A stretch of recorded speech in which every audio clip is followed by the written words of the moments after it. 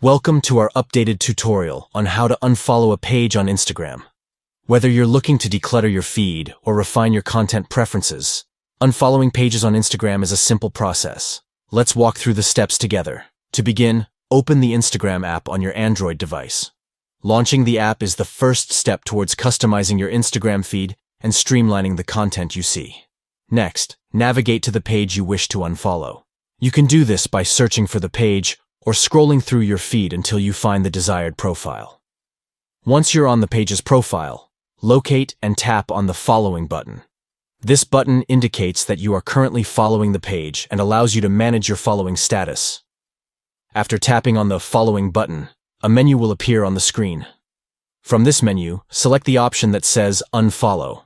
By choosing to unfollow the page, you will no longer see their posts in your feed.